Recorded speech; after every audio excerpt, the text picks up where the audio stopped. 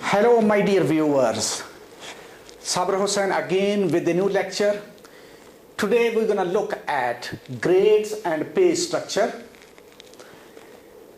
The grades and pay structure must support the organization strategy, organization needs, and to achieve the organizational goals. The aim of the grades and pay structure is to ensure that grade and pay structures are appropriate for the organizational culture. It meets the needs of the organization and the employee. When we say it meets the needs of the organization and the employee, it means that the organization structure should support the organizational philosophy, how to achieve the goals, how it could support. Suppose the organization want to attract the high quality peoples, want to reduce the turnover, want to also hire the people who are high potentials, then the organization should adopt the lead the market structures. How it gonna help the employees? The employees should be treated fairly, consistently, transparently in terms of compensation and benefit. Employees should be rewarded what they deserve based on their knowledge, skills and ability, and there should be equity. The employees should be provided the salaries, compensation and benefit comparing with the other employees who are having the same knowledge and skills. So there should be equity. So when the organization will maintain the equity, certainly the employee will be engaged, motivated, and organization will be able to reduce the turnover. That is in line with the organizational goals. The structure should also be that will adapt to the pressure from the market. Pressure from the market arising based on maybe demanding skills, maybe shortage of supply of the workforce. So in order to attract the high flyers, attract the high potentials, high caliber peoples, then the organization structure should be flexible. If needed, that could be expanded. The range of the grades should be expanded. Provide the scope for rewarding peoples based on their competencies, their skills, and their contributions.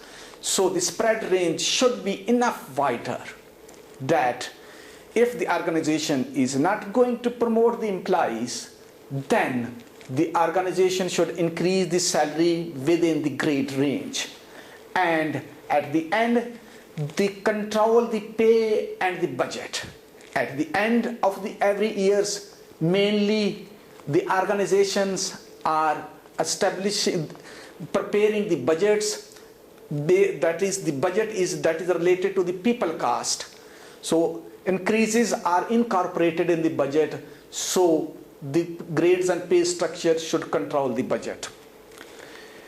Before establishing the grades and pay structure, the organizations have to take some decisions about that. The first decision that the organization need to take, whether the grade and pay structure should overlap the salaries or not.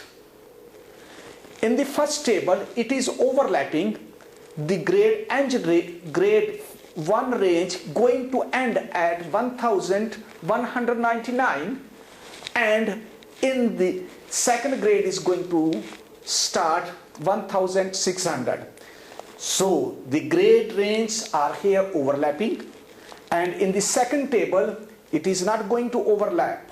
This is first grade is going to end 1,199 and it is going to end in 2000. So management has to decide about the overlapping or not. The structure should overlap or not. The second is The second, the management has to decide the range spread. How much the range spread should be? The range spread is maximum salary minus minimum salary divided by the minimum salary. That is the spread range from here to here. And mostly the organizations, the spread range are specifying for the lower level positions wider spread range, and for executive level, that is the spread range is less, because in the lower level position the spread range will be smaller because the organization want to promote the employees, and for the higher level positions the spread range will be wider because it is very rare chances that the director could be promoted on that. So the organization has to decide about the spread range before establishing the grade and pay structures. Thirdly, the salary differential. The salary differential reflect how much difference should be between one grade to another, grade 1 to another, and this depends upon the philosophy of the organization, strategy of the organizations. And here we have placed the differential is this one 23%. 23% is the minimum salary of the grade 1 plus 23%, that is the salary differential. Then decide about the upper level and the lower level bounds, the salary ranges the organization has to decide. All this depends upon that the salary structure should be overlapped or not, the range spread, how much it should be, differential, how much it should be, and where should the salary ranges start. It depends upon the organization strategy, organization philosophy, then it depends upon the promotions, market rates, job evaluation system, and the salary increases. There is no specific rule of thumb that could say the organization must follow these rules. No, it depends upon the business requirements. If the organization is going to attract the high quality peoples, then certainly the organizations will use the grade and pay structures that is 25% more than the market raise, then lead the market. After that, let us see there are different types of grades and pay structures. The first, let us have a look on that. That is multi-graded structure. In the multi-graded structure, the grade starts from grade 10 to 18, and the range spread is 20% to 40%. Organizations are following the multi-graded structures based on the philosophy that they want to promote the employees.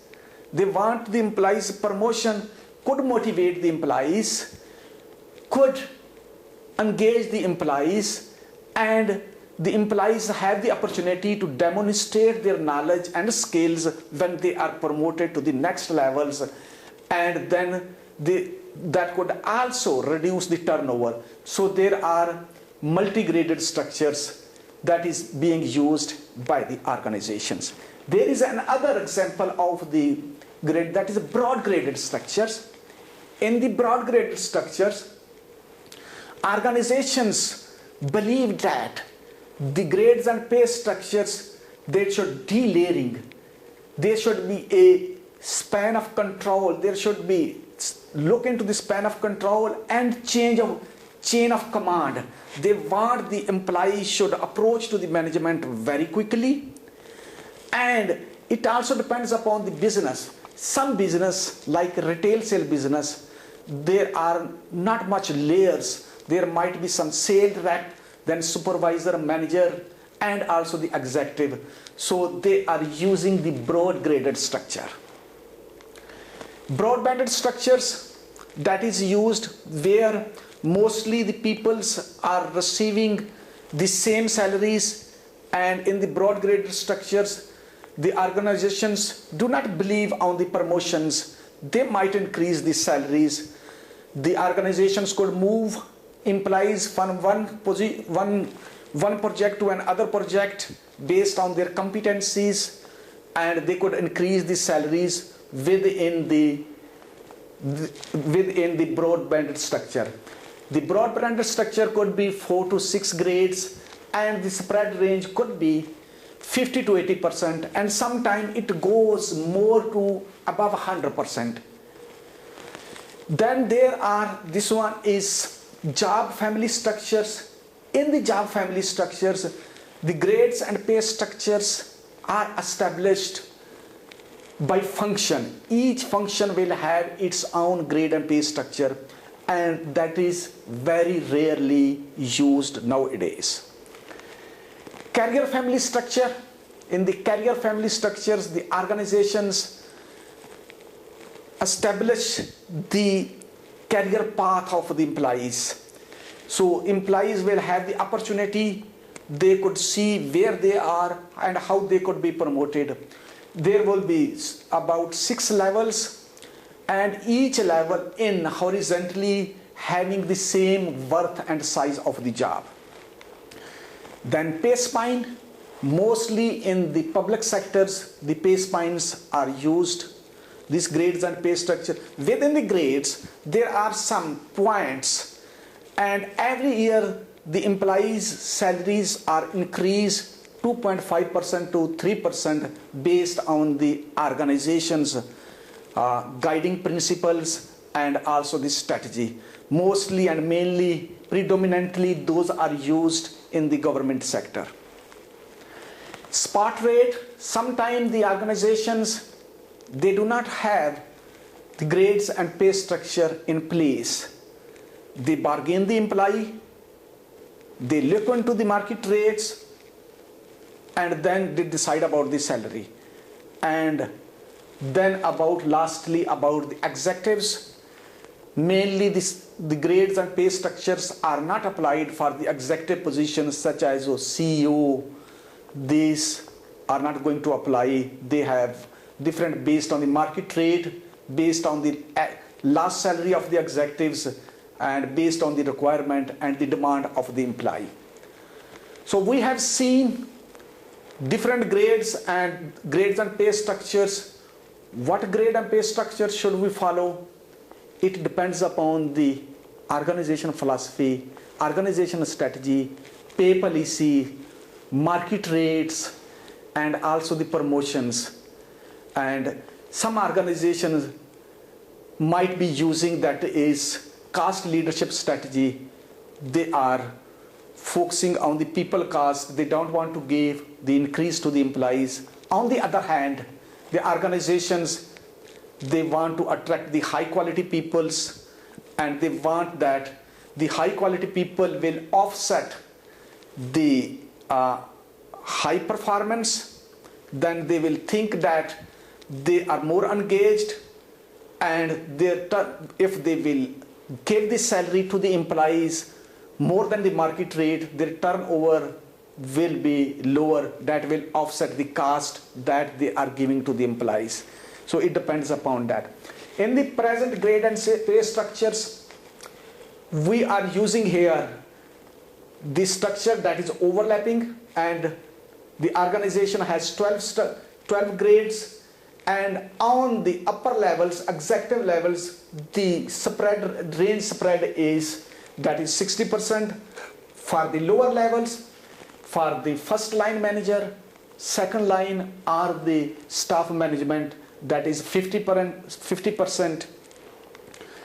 And this one is for the lower level positions, that is going to be a 40%, because employees might have the opportunity to promote to the next levels.